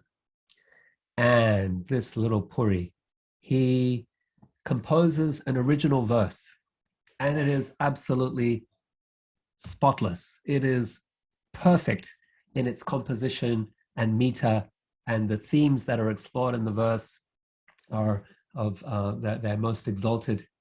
And everyone's astonished. Did he just say that? Did he just do that? How is that possible? And they ask the question, how could this little boy compose such a sophisticated verse? Both in terms of material sophistication, but also spiritually, very advanced. And everyone understood that he had received Lord Chaitanya's mercy. Lord Chaitanya said, say something about Krishna. And by telling him, say something about Krishna, he had been empowered to say something about Krishna. But there's another instance where, as a baby, this little boy, Puri, had been brought to see Lord Chaitanya, and he had crawled over and taken Lord Chaitanya's toe and sucked on it. Babies, they put everything in their mouths. So he had crawled, like devotees are having darshan with Lord Chaitanya, this baby crawls over, takes Lord Chaitanya's, babies like to suck their thumb. He sees Lord Chaitanya's toe, for him it's a thumb, and he sucks on it. And so he got some real special mercy there with his taste. And then that mercy we see translates in his ability to compose beautiful poetry glorifying Krishna. He becomes famous as Kavi Karnapura. So little Puri, he becomes Kavi Karnapura. Kavi means poet. Karnupura is the ornament of the ear. That's a complicated way of saying earring. He is the earring of poets, or the ornament of the ear of poets, because a poet says beautiful things that make our ears very, very enlivened. And so he is the jewel of those who ornament the ears. Kavi Karnapur, otherwise Puridas, who got Lord Chaitanya's mercy to compose. Let's go to a third pastime then, described in this chapter, and it involves Lord Chaitanya going to visit the Jagannath temple. The pujaris have made a very special offering with rare and expensive ingredients, and after they make the offering, they bring the Mahaprasad to Lord Chaitanya. And Chaitanya Mahaprabhu tastes a little of this Vallabha Bhog, and he's struck with wonder at the incredible flavor. And he asks Govinda, please pack the rest and bring it to our home. Later in the day, when Chaitanya Mahaprabhu takes lunch, he remembers that Mahaprachadam that I had this morning from Jagannath. It was so incredible. And then in the evening, when his associates, Ramananda Rai and Swarup Damodar, come to visit Lord Chaitanya tells them, I have this Mahaprachadam from Jagannath. It's so amazing, you have to taste it. And he asks Govinda to bring out the packed prashadam and distribute it to the devotees. And Lord Chaitanya asks them, yes, the ingredients are special and they are expensive and rare, but what we're tasting here is more than just the taste of the ingredients. There's something else. There's something else that is giving it this uncommon flavor, and that is that it has been touched by Krishna's lips. It has been touched by the nectar of Krishna's lips. And thus, Lord Chaitanya encouraged all the devotees to take the prasadam and to relish the nectar of Krishna's lips. Chaitanya Mahaprabhu, he asked Ramananda Rai, please recite some verses glorifying the nectar of Krishna's lips. And so Ramananda Rai recited verses from Venu Gita, where the gopis are jealously criticizing the flute. This flute, it's a mere bamboo rod, and yet it is enjoying constantly our property. That is the nectar of Krishna's lips. Surely the relatives of this stupid bamboo rod are very, very proud. That is the rivers and the bamboo reeds. They're all feeling very proud that their descendant has exclusive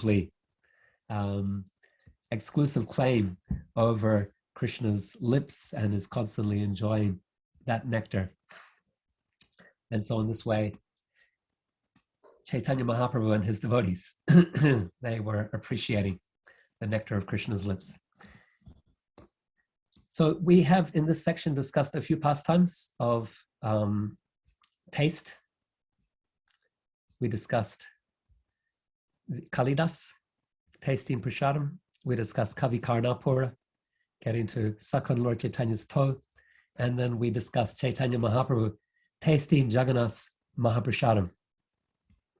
All as examples of tasting the sweetness of Krishna. Also the gopis, reference to the gopis and their criticizing of the bamboo flute.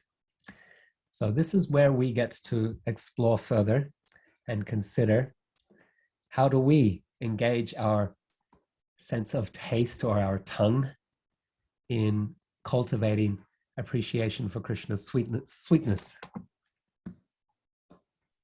Honoring Mahaprasadam with tulsi leaf. Aha, okay. Well done. You took it one step further. So honoring Mahaprasadam, and then particularly honoring Mahaprasadam with tulsi leaves. Wonderful. Chanting the holy names with your tongue. Yeah, engaging the tongue in chanting the holy name. Very good. Rupa Goswami says, how much nectar do these two syllables Krishna contain? When I say this name, I wish I had millions of mouths with which to say that name Krishna. And I wish I had millions of ears with which to hear it as well. Yeah, very good. So tasting prasadam with tulsi leaves, tasting the holy name, and tasting, Charamrita. yeah, charanamrita. Very good. Yeah, so that's one of the hints from these pastimes in this chapter. Kalidas tastes prasadam, and he tastes Lord Chaitanya's forbidden charanamrita. He gets a special pass to take the forbidden charanamrita. That's not allowed for anyone. I was just appreciating taste in a different way. Last week, I was at a church service. It was 3.5 hours long. Yeah. And during it, I was just appreciating the ability to be able to be a devotee, you know, to have access to these scriptures. And I was just relishing the taste of Bhakti Yoga. And that really gave me an appreciation for this path. Right. So then, yeah, that taste. Wonderful. Yeah, thank you so much. So taste in a much broader sense. And that would be this broader sense of sensory immersion as well, where Bhakti Yoga is just so practical. We can immerse all of our senses in seva. Very, very good. The smell, this is the final sense. Fragrance. So this is described for smell. We will discuss a pastime mentioned in chapter 19 of the Antya-lila. Chaitanya Mahaprabhu smells the fragrance of Krishna's body. And this transpires one autumn full moon, not autumn, a full moon night in Vaishak. It's April, May. Chaitanya Mahaprabhu is with his devotees in Puri, and he enters one of the most beautiful gardens of Jagannath Puri. You can still visit it today, the Jagannath Vallabh Garden. That's where Ramananda Rai had his house. And it's one of Jagannath's gardens. In the garden, there were many blossoming trees in bloom. And this reminded Lord Chaitanya of Vrindavan. There was a mild breeze carrying the fragrance of these blooming flowers that were on the trees and the vines. And Krishnadas Kaviraj Goswami says very poetically that this breeze became a guru, that is a guru, and taught the trees and creepers, but I will say Lord Chaitanya as well, how to dance. Chaitanya Mahaprabhu wandered from around every tree and creeper. And at one point, he saw beneath an ashok tree, he saw Krishna standing in his threefold bending form with his flute. And Chaitanya Mahaprabhu ran swiftly to embrace Krishna, but Krishna smiled and disappeared. And having both seen Krishna but then lost him, Chaitanya Mahaprabhu felt bereft, and he fell unconscious. When he regained consciousness, he experienced the entire garden as having been filled with the scent of Krishna's transcendental body. And when Chaitanya Mahaprabhu smelled that aroma, that fragrance of Krishna's body, he fell unconscious again. But then that aroma entered into his nostrils and woke him up, and he became mad to relish the fragrance of Krishna's body. And in the mood of Srimati Radharani, he described Krishna's fragrance as being a combination of musk and a blue lotus. So, these days we don't get musk. And then the blue lotus, I don't know that I've ever smelled. I've smelled a blue lily, but a blue lotus will have a unique fragrance. Then Chaitanya Mahaprabhu, he went on to describe Lord Chaitanya, Krishna's fragrance in another way. He compared Krishna's body to 8 lotus flowers. 2 lotuses are his blooming eyes. Lotus eyes, that's what we say, right? Another 2 lotuses are his lotus hands. Then there is his lotus face, his lotus navel, and then his 2 lotus feet. So this is a nice vision of lotuses. Kunti Devi, she also has a nice vision of lotuses in the Srimad Bhagavatam. Nama Pankajanabhaya, Nama Pankajamaline, Nama Pankajanetraya, Pankaja Kamale Pataye Namaha. There are 2 versions of that verse. I don't remember which was the Bhagavatam one. The other is Nama Kamalanabhaya, Nama Kamalamaline, Nama Kamalanetraya, Kamala Pataye Namaha. Either way, it's the same verse essentially. So glorifying Krishna as comparing the different limbs of his body or the different aspects of his body to lotus flowers. So Chaitanya Mahaprabhu says those lotus flowers emanate a fragrance that is a mixture of lotus fragrance, like blue lotus fragrance, and camphor. Earlier he said musk, but in this description he says camphor. And then Krishna's body is decorated with sandalwood paste or sandalwood decorations. So they add to the fragrance of lotus and camphor. Now we have sandalwood decorations that are also very fragrant. And then Krishna also he's decorated with other decorations made from aguru, another type of fragrant wood, really, really fragrant wood. And then kumkum, it's like a turmeric, and musk. So we get this very potent, fragrant mixture. Lotus, camphor, sandal, aguru, kumkum, and musk. Put that together and it will give you a sense of what Lord Chaitanya is describing as the fragrance of Krishna's body. Chaitanya Mahaprabhu, he became influenced by this fragrance, and his nostrils were yearning to relish this fragrance of Krishna's body. Sometimes he could smell it, sometimes he couldn't smell it. And he wanted it more and more. And when he couldn't get it, he felt that he was dying, like a thirsty person or a hungry person. And in this way, his mind was stolen by the fragrance of Krishna's body.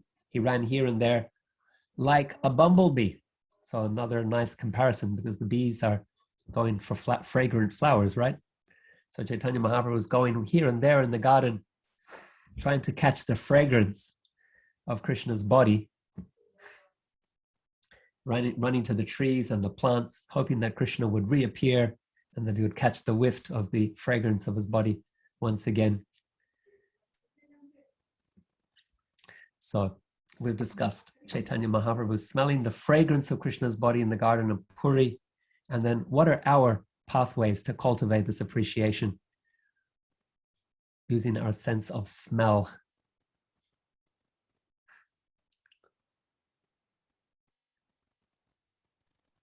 You can smell incense when devotees are doing arti. Yeah. And the flower. Yeah, very good. So we offer incense to the deity. We're offering incense for Krishna's pleasure, but it's also to help us as a trigger, because then we can take the prasadam fragrance and that purifies us. The prasadam food purifies us. Prasadam fragrance of that incense purifies us. The prasadam flowers purify us. So smelling the incense, smelling the flowers that have been offered to the deity. What else do we offer to the deity that's fragrant? If you got enough of them, Tulsi Manjari garlands. Okay, yeah. And if you pick them, the smell clings to your fingers. Right. Okay. Do you do that, Tulsi Seva? Picking flowers, Tulsi Manjaris? A bit. Yeah. You sound like you're speaking from experience. Pick the Tulsi leaves and then the fragrance lingers in your fingers. Wonderful. What else? After the Shringadev prayers, right? in the temple. They take around the fragrance, the oil that's been offered to the deities, whether it's sandal or dewy or kush or musk. So that's another way that we are engaging our sense of smell in service. You get it on your wrist, and then through the day, you can smell the fragrant oil that's been offered to the deities. Be reminded of Radha Damodara. Temples also have like a special fragrance, like a building that's used as a temple. And then if you step inside the temple building, you get the fragrance of incense and ghee from cooking for the deities. So a special ISKCON temple smell, I would say, because somehow it goes into the wood, or goes into the building material itself. So when you step into the temple room, you don't smell it as such the same way in India.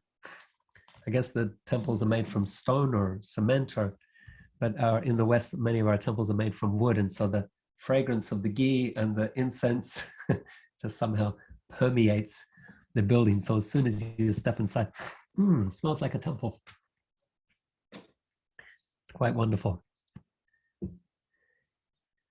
I've heard people who visit, they'll comment on that particular fragrance. All right, so let's conclude. Today on Gaura Purnima, we've been learning about how Chaitanya Mahaprabhu, Krishna, in the mood of Srimati Radharani, is relishing Krishna's sweetness through his 5 senses. And we've also considered how we can cultivate our appreciation for Krishna's sweetness by immersing our senses in Krishna, and using that as pathways for deepening our appreciation and bhakti. Specifically, we spoke about hearing, and we heard about how Chaitanya Mahaprabhu was captivated by hearing the sound of Krishna's flute.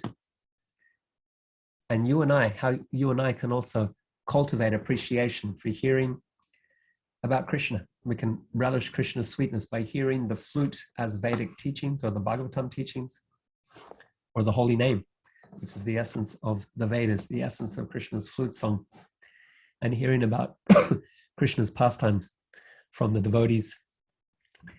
We mentioned hearing the bells, hearing the instruments that are being played in the kirtan as well. For sight, we heard about Chaitanya Mahaprabhu seeing Krishna in a dream. Some of you may have done that, may have experienced that. Or his encouraging a Odisha lady who was very eager to see Jagannath, and really appreciating that. I wish I had your eagerness. Or his becoming ecstatic on seeing something, a sandjun, that reminded him of Govardhan Hill as a vibhuti, that can remind us as a trigger for remembering Krishna.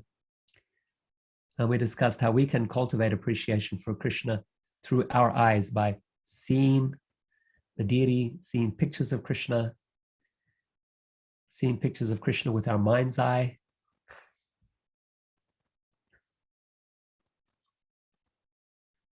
For touch, we discussed how Chaitanya Mahaprabhu brought ecstatic symptoms to a fisherman who touched him. And we also learned how Chaitanya Mahaprabhu appreciated seeing Krishna and the gopis touch one another while sporting in the Yamuna River. And how you and I can also appreciate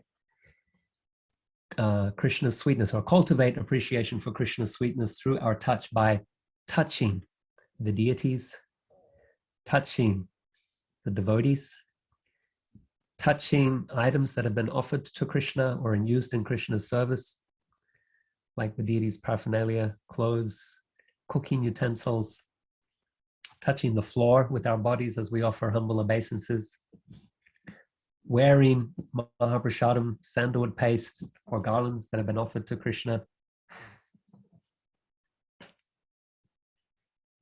Fourth, we discussed taste. And we heard about how Kalidas had such faith in using his tongue to taste the Mahaprachadam of the devotees. And how Chaitanya Mahaprabhu had recognized that and allowed him to taste the Charanamrita, the water that had washed his feet. Or he personally ordered Govinda to take him some of his own Mahaprachadam. We also remembered Lord Chaitanya's appreciation for the Mahaprachadam that he received from Jagannath. And he said it was more than just the sum of the ingredients. There was something special. And that was the taste of Krishna's lips in the prashadam that the devotees were appreciating. And we also heard about the gopis appreciating the taste of Krishna's lips and feeling jealousy towards the flute. And how we can cultivate this is by tasting Mahaprachadam with tulsi leaves, tasting Charanamrita, and more broadly, the taste of devotional service that we can cultivate with all of our senses. Finally, the fifth topic we discussed was smell or fragrance.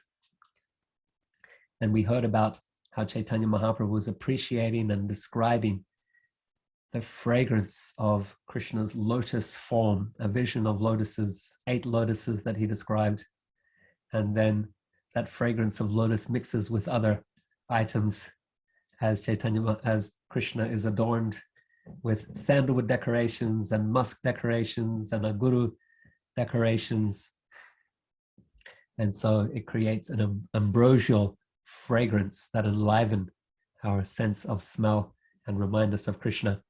And we can cultivate this appreciation of Krishna's sweetness through our own sense of smell by smelling the incense that's been offered to Krishna, by smelling the prashadam that's offered to Krishna, by smelling the fragrant oil that's offered to Krishna, by smelling the flowers that are offered to the deity as well.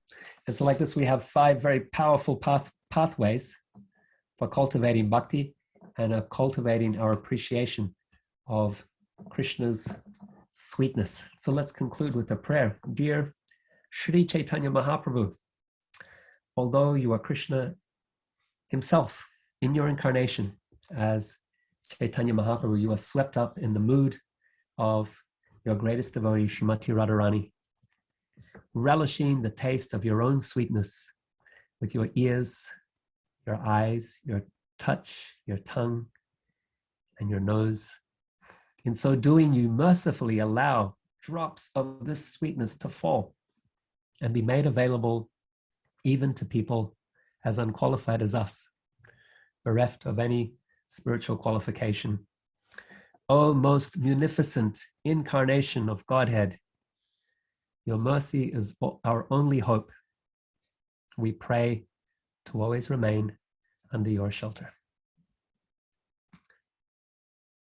Jai Shri Gaur Purnima Mahamahotsav ki Jai. Shri Gauranga Sundara ki Jai. So thank you again for this opportunity to share with you. Thank you, Prabhu, for this extraordinary esoteric journey through the senses. How we always hear that the senses are a pathway to hell, and it's nice to hear that the senses are a pathway to the spiritual world, especially when guided by someone as expert as you. If the devotees have any questions, please, this is the time to ask them. I do have a question if nobody else, while everybody else thinks about it. Is Bamsi considered Santaras? Is the flute, because it seems like the flute is actually rendering quite active service, is interacting. Huh. So is that considered Santaras? Yeah, thank you for the question. So the flute, the dham, the Krishna's bed, and all paraphernalia in Braja is an extension of Balaram's Sandhini Shakti, his existence potency. We say eternity, so eternity, but eternity means something's existing eternally. So the Sandhini Shakti of Krishna is personified in Balaram.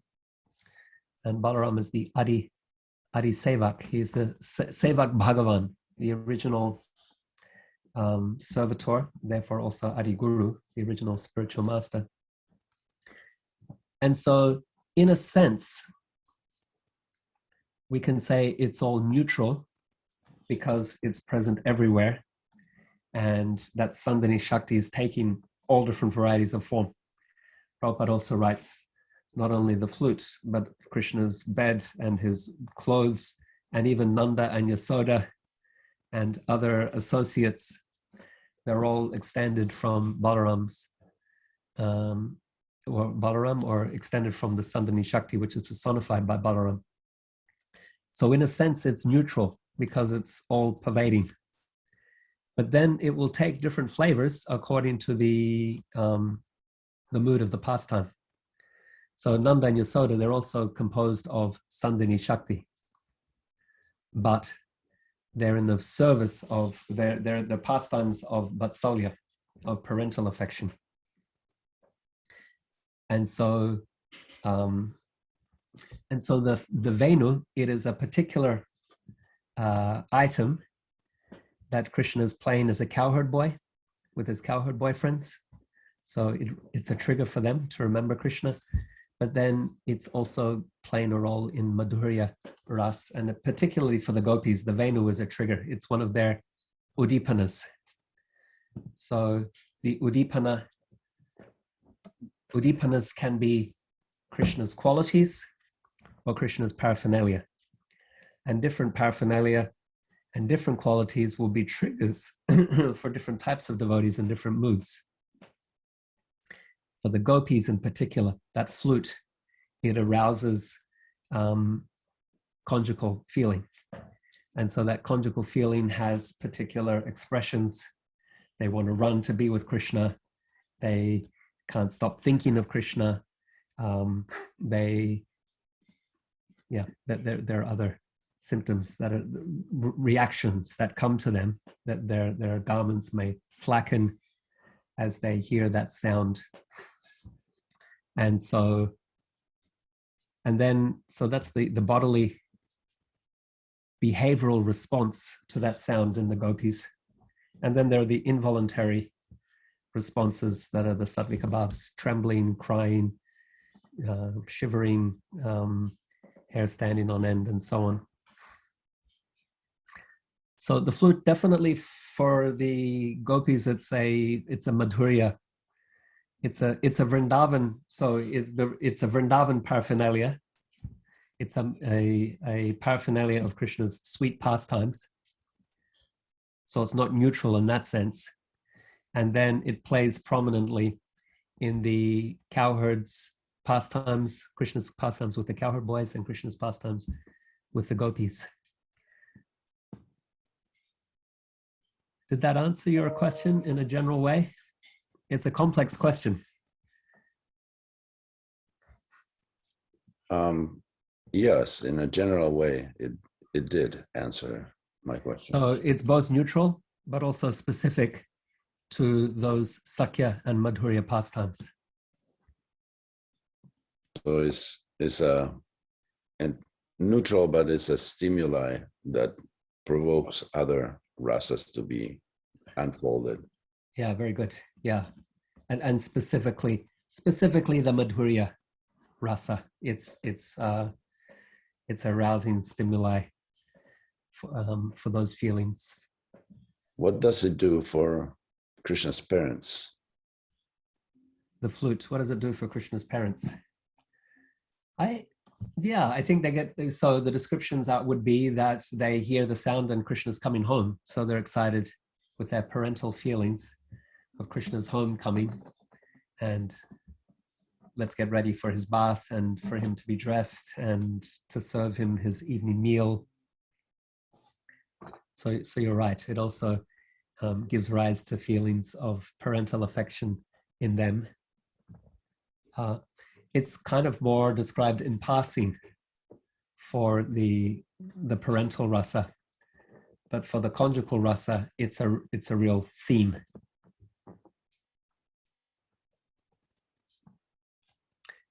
it's much more prominent in the conjugal relationship.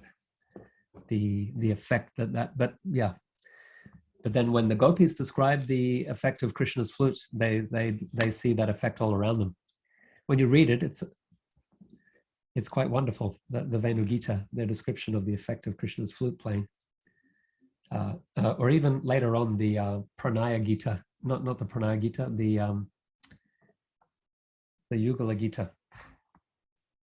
So they describe all these effects that happen in Vrindavan when Krishna plays his flute.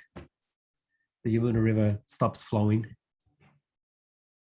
So something which is always moving becomes inanimate because it wants to hear the sound of Krishna's flute. And then it wants to, so the Yamuna stops flowing, and then the height grows, and she wants to touch Krishna's lotus feet and extends lotus flowers to say thank you to Krishna. And the cows and the deer, they become stunned also. They don't move, they just chew their cud and stay there listening to the sound. The clouds want to reciprocate with the sound of Krishna's flute, so they create an umbrella to shade Krishna from the hot sun.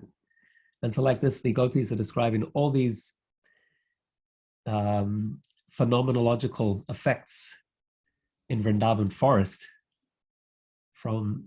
as a response to Krishna's flute playing. So yeah, very broad, we could say cosmological effects, phenomenological effects that the gopis are seeing in Vrindavan as a response to Krishna's playing of his flute.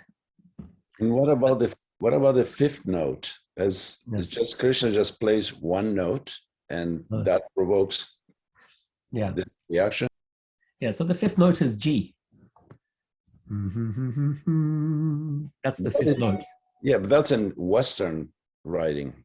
Yeah, sare ga ma pa. They're playing so pa. So the Krishna will be playing a raga that emphasizes pa. Different ragas emphasize different notes. So that note, each note has its quality and potency, and so that note is particularly related to conjugal feeling, the flute itself, and then that note. And so Krishna will be playing ragas that will emphasize that pa or that G.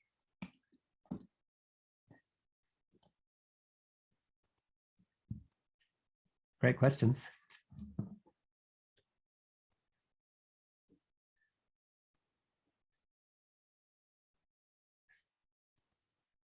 Anyone else? How we learn from Lord Chaitanya to engage our senses in Krishna's service. Lord Chaitanya demonstrates love of Godhead as not something that's static, but something that's active and immersive. Jai Hare Krishna. This is Krishna. Chintamani. Hello, Chintamani. I don't have a question, but I have a comment. I'd like to express appreciation because upon hearing your class, I'm now anticipating when I go to the temple this evening for the program. I feel like I'm going to be entering like a new wonderland. So instead of going there, okay, we have a program, it's like, look at this, and look at the devotees, and hear the smells, and hear the sounds, and look at the floor. And so thank you for refreshing my senses so I have a greater appreciation, not just tonight, but especially tonight on Gaura Purnima. So thank you. And actually, if I can share, I have some health issues, so my back has been giving me so much trouble. And so when I thought about going to the temple last night, I'm like, oh, I don't physically feel up to it, but I'm not going to miss it. And now that you've given this class, I'm like psyched. So, body behind me, it's Krishna, it's the senses, it's, glory, all glories to Krishna. So anyway, thank you so much. Thank you. Thank you for that. Yeah, thank you for that, Chintamani. That's really inspiring for me to, it's nice to be reminded, right? That's why we have classes, to be reminded. Exactly. Yeah. So I see the altar doors are opening now. We're going to get Darshan of Krishna. Radha Damodar. Oh, wonderful. You can see the magenta outfit now. We can. Yes. Thank you for that. you have reminded us to pay attention to how Krishna is dressed, to pay attention to the beauty of Krishna's form. Wonderful. Okay, I think we will conclude there. Thank you so much for the opportunity again, Sarvatma Prabhu and dear assembled devotees. We are the ones who are thankful, grateful to utmost extreme for you having revealed what should be obvious to everyone, but is mostly to you. So thank you for sharing, and I invite the devotees to unmute yourselves and appreciate what you just heard. Yes, Sarvatma Prabhu, we want to echo what you shared, and also Chintamani and Sri Prahlada Prabhu. You're like in the line of Kavi Kanapur. Yeah. Just Yeah, in general, you're always speaking is enlivening for the ears, and especially today, and always when you chant in the holy name. So thank you so much, Prabhu. thank you. I'm so grateful. Thank you so much for reminding us of the good fortune that we have as devotees to be able to engage all of our senses in service. So I really appreciate how you took so much time to go over each one and help us see how the Lord experiences and also how we can serve in that way. Thank you so much. Thank you. Thank you, Devaki. Thank you for the wonderful class, Sri Prahlada Prabhu. What a wonderful way to start Gaura Purnima. Jai. Hare Krishna. Thank you for the nectar. Jai Ho. Hare Krishna. Advaita. Hare Ho. Krishna. Look forward to the next program. Thank you, Prabhu. Hare Krishna. So devotees, please don't be desperate if all this nectar fades away for a little while. It starts fading away. That's the nature of the world. At 7 p.m. we will have Madhavananda Prabhu do a refresh. So I just found out that it's going to be 4:30 a.m. for Madhavananda. So that's not a very, it's a kind of a difficult time to just give a class at 4:30 a.m. So please be there. You already have the link. And again, we want to thank Sri Prahlada Prabhu for having remove the varnish from our eyes and put the unguent of love of God. Thank you, Prabhu. Jai Ho. Hare Krishna. Thank you for the wonderful class, Prabhu. Hare Krishna. Jai Ho. Hare Krishna. Thank Jai you so Gaura. much for the class. Hare Krishna. Hare Krishna. Krishna, thank you. Shri Gaura Purnima Maha Mahotsava ki Jai.